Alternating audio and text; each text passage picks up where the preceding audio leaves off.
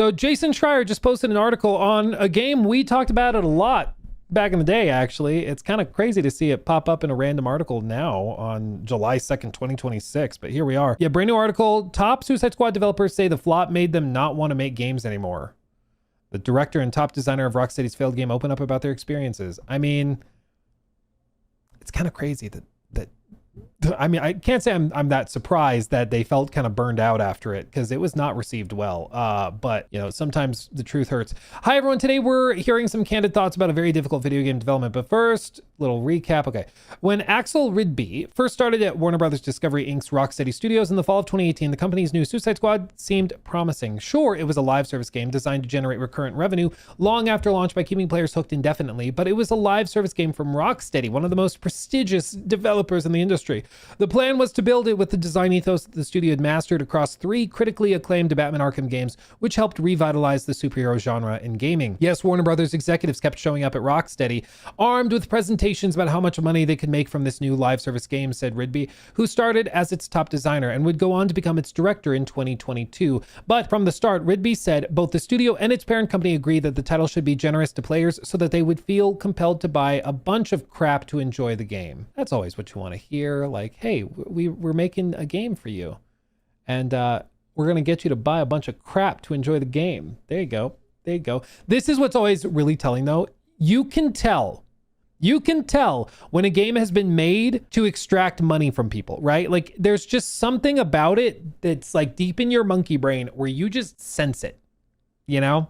It's the same thing when, like, I've told people that ask, like, I want to be a YouTuber or whatever. I'm like, keep it fun and do it for the right reasons because you enjoy doing it. The moment people feel like you're doing it to just get a paycheck, they can sense it. They smell it, and it stinks, you know? The moment, like, a writer for a TV show, like the people that were writing The Witcher show on Netflix, you could sense that they didn't like the source material, that they hated it, they had contempt for it. They had contempt for the audience, and it reeked, and it spoiled the whole thing. And same thing with here, like when the game is being built because executives are like, well, based on our projections, if this does financially the same way that Destiny 2 is going, we could make this many millions and it'll be amazing. They're not asking what's the best game, what do our fans want? Like, they're not asking any questions like that. It is just blinded by the greed. You know, they have the blinders on because they see this potential for money.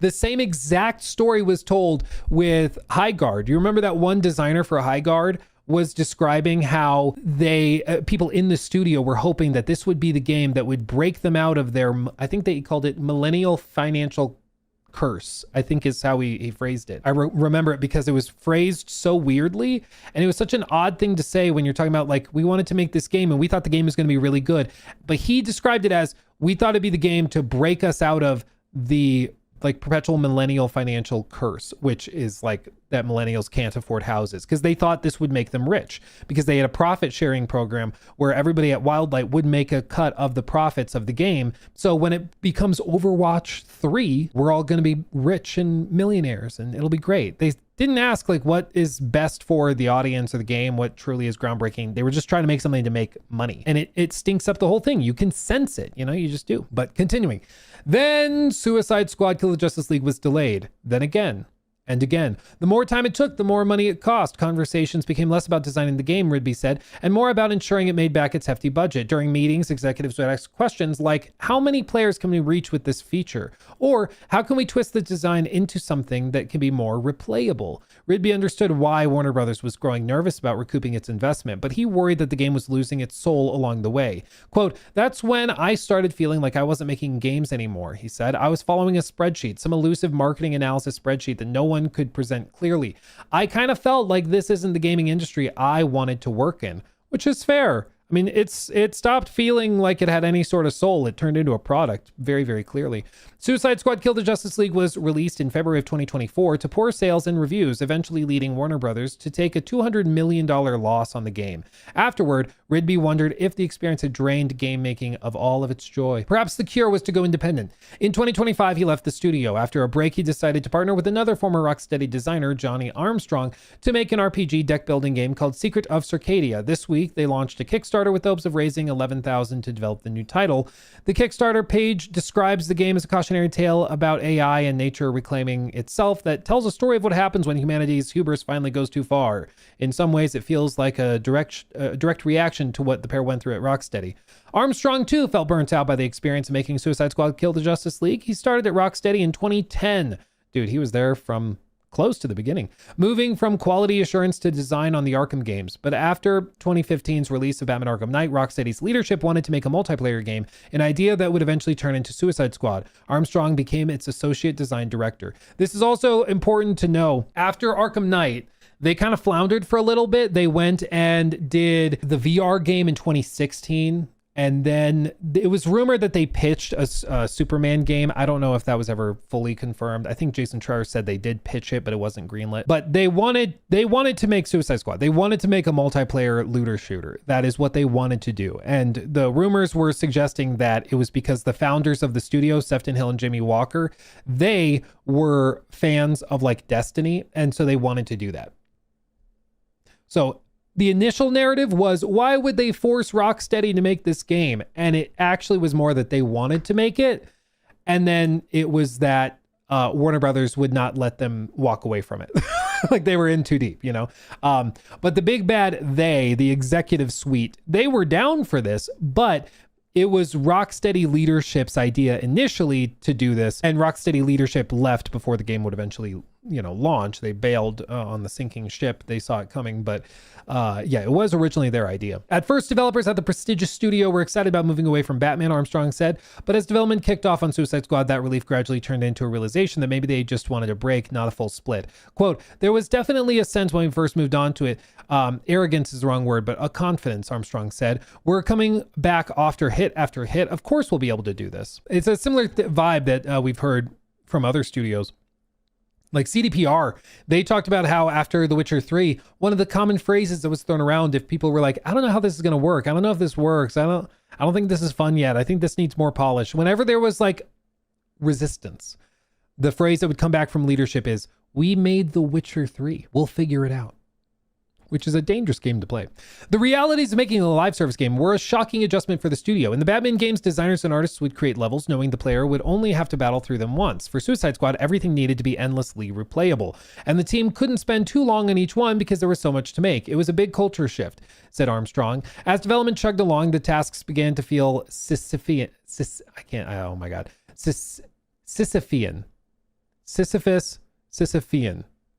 It feels like it should be Sisyphean, but it's not. It's Sisyphean. I'm just going to say it made them feel like Sisyphus. Otherwise, I'm going to have a stroke. Iterating new features took a long time, while testing the game proved to be more difficult than previous projects. It became clear that Rocksteady, one of the most elite teams in the industry at making single-player action-adventure games, was not set up to develop a multiplayer shooter with endless content. Quote, we put all these hours in, but it didn't feel like it was tangibly getting better. Everyone felt like they were having to run to stand still.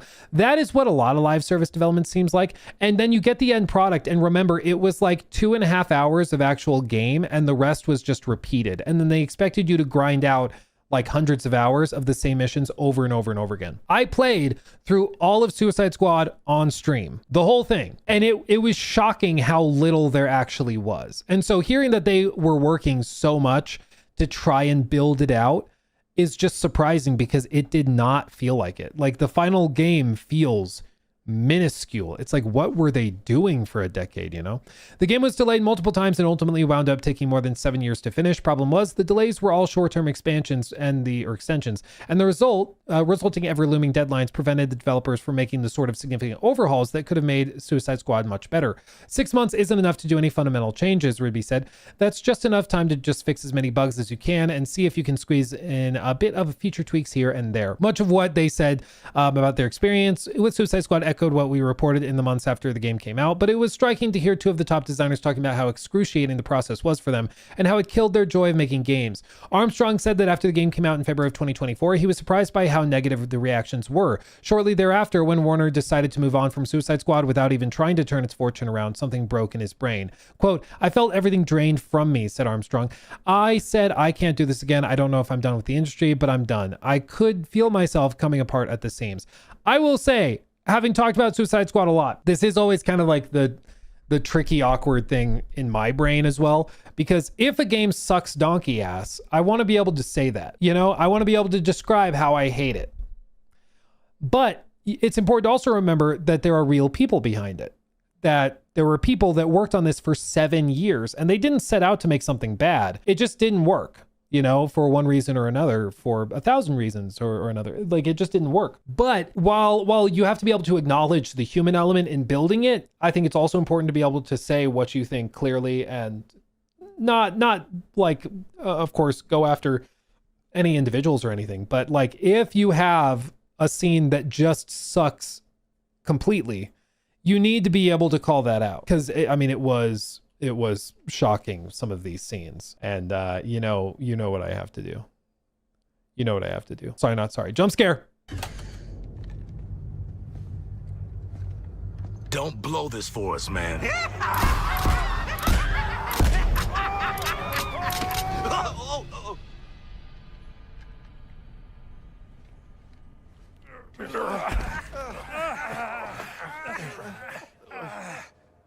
What'd I just tell you? Wait, we don't shoot these guys here? Aw, okay, that's on me. Oh, Christ. Mandy, baby, is that you? Oh, I'm so glad you're alive. Shut it. It was a gamble adding you to this Task Force X, and I'm sick of your bullshit already. So I guess... Turn it off? No, I'm going to make you watch all the way through the terrible line.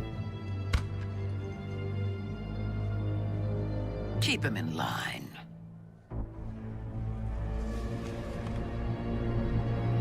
Put it in me. Oh, mate, bloody hell.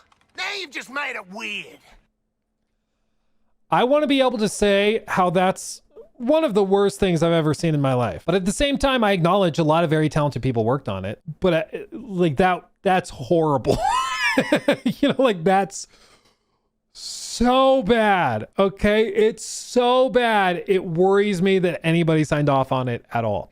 Fun fact. I relatively recently had the chance to speak to somebody who actually worked on this. I was kind of braced when I found out that they had worked on it. I was like, oh no, I feel like this could be awkward. But no, they were like, no, I totally agree. Like they were very like, no, dude, like we were all aware of how this wasn't coming together, but nobody really had the overhaul power to come in and say, this sucks, redo it, apparently. But funny detail they shared, almost all of these cutscenes, the voice actors recorded the voice lines separate from the motion capture, which starts to kind of make sense when you look at a lot of it. A lot of the motion capture is like overdone compared to the dialogue being delivered. And it's because they're doing motion capture, trying to match it to the lines and dialogue that they're playing in a speaker. And it starts to line up when you watch some of these. That's on me. Where like you can imagine the voice actor in a booth just saying the line, but then the person that's doing the motion capture is a separate person, not the actor. And they're trying to like make the movements match it. And so everything's overacted. Oh, Christ. That's you? Oh, I'm so See what I glad mean? you're Like alive. Shut it. It was a gamble adding you to this Task Force X. It's all really overacted. And it's because like they were done separately. I didn't realize that until the person that worked on it told me, which is just interesting. Like, and it starts to line up and make sense. It also starts to make sense that most of the characters were like motion captured by the same couple of people that worked on the animation team, which is why a lot of their movements and gestures match, which is just interesting. But this is the inevitability with talking about any sort of game that sucks. Is that you got to acknowledge the human element, but I think where some people swing the other way is where they say that X sucks. No, they say, I don't want to hurt someone's feelings who's talented and worked on this for 7 years. So I'm not going to critique it or say that it's bad. I'm going to call people names if they don't like it. You know, I'm going to call people names and be like, you're just a hater if you don't like the look of this. If you don't like the look of this thing, then you're just being a hater. You're just, you know, and we've seen this with like the reaction to Horizon Hunter's Gathering or Marathon, or to, what was one of the other ones that we were looking at recently? Oh, High Guard. High Guard was probably the most obvious in recent memory, where people looked at it and were like, guys, it just doesn't look very good. Like, what do you want from me? It just doesn't look very good. But dude, some of the like games media guys were crashing out so hard with people not liking it and being like, you guys are just being mean, you're being unnecessarily cruel and stuff. And it's like, guys, the game just didn't look good. It just looked lame. Like, I understand some people worked on it really hard for a long time. That doesn't change what we are seeing. And it's really crucial to be able to say what you honestly think, even if it hurts somebody's feelings. And there's a way to say it where you're not being a total jerk, sure, but you got to be able to say what you think. That Suicide Squad cutscene is one of the worst cutscenes I've ever seen in a video game. Not mechanically, but in terms of writing and the role it plays within the story and everything. It's just terrible. It's just the worst, okay? And I would say the same thing to one of the whoever wrote it, if they would ever confess to it. You know, if anybody would ever be willing to come forward, I'd say the same thing to them directly. Like, it's bad. It's bad. It doesn't mean that they are a bad person necessarily. It doesn't mean that like they deserve to be executed. You know, like nobody's saying that. Nobody's saying anything like insane like that. Hopefully. We're just saying it's a bad cutscene. That's all it is. But I can absolutely understand how this could have a severe mental toll on somebody. You work on something for years and years and years. You already were feeling mentally drained because the executives are telling you what to do and how to do it. And then it comes out and everybody hates it. That's got to be crushing. I have no doubt. I don't blame them for feeling that way. Makes sense. But it's also, hopefully they can acknowledge that a lot of the critiques, if not all of them, were probably fair. A few months after Ridby and Armstrong left Rocksteady, they had a catch-up session while playing games together and rehashing old wounds and war stories, Ridby recalled. Then, almost as a joke, they wondered if they should make a game together. The joke turned into a prototype that both of them found enjoyable. Soon enough, that led to Secret of Circadia, which the pair says is helping them rediscover the passion for making games. I think as an industry, we are severely losing our way, said Ridby. I used to be passionate on projects, It used to be passion projects that you loved and hoped other people loved too. When they did, it was such an amazing feeling. It became less and less of that. It became, let's hope it sells. Let's hope we get money from it, which is true. I mean, and you can tell. And I think that that's where the money chasing, as these executives got involved, trying to make the next freaking Destiny, the next Overwatch, the next whatever, that just sucked a lot of the passion out. And what really did a number on it was taking single player studios and forcing them into making those games. That's what really kind of corrupted it, I think. Unfortunately, I think that really, really corrupted it. And that's why, like, I've said this before, but some people were frustrated that it felt as though people were rooting for something like a High Guard to fail. I think to a certain extent, they hate what High Guard represents within the industry, which is this like relentless chase at money and like live service revenue. And it's so clearly trying to be another Overwatch. Like it just is cringe. But what people really, really, I think, hate and actively root for is something like Horizon Hunter's Gathering. I think that that's like a prime example of what the industry truly hates, because it is literally single player studios that were making games people were liking, even if we thought they weren't as good as some people acted like they were. They're taking those studios and forcing them to do the live service thing that nobody asked for. And even hardcore Horizon fans are rooting for this to fail, because if it fails, it means that they can get the next Horizon game. So they're rooting for their favorite studio to have a flop so that they can get back to the games that they actually want to play, which is crazy to think about, but that's just where we are. I mean, that's the Herman Hulst legacy, unfortunately. So we'll see kind of how it plays out over the next few years. But I think that this is just the legacy of the PS5 era, is this live service chase that has been largely for naught. It's just how it is. Ugh, so much purple, so much everything. It's just bizarre. And it's like, again, listening to hardcore Horizon fans talk about this, it's so heartbreaking, because they're like, why do these people have magical abilities? This is in universe. Aloy is in this game as like a quest giver, it seems. But all of these hunters are doing things that Aloy can't even do. And so like canonically, it's just a total mess because Aloy is supposed to be special, but all of them are just casually doing this stuff too. Like it is a disaster. It's just a disaster. Anyway. So there you go. Interesting article randomly popping up about Suicide Squad. Who would have thunk that?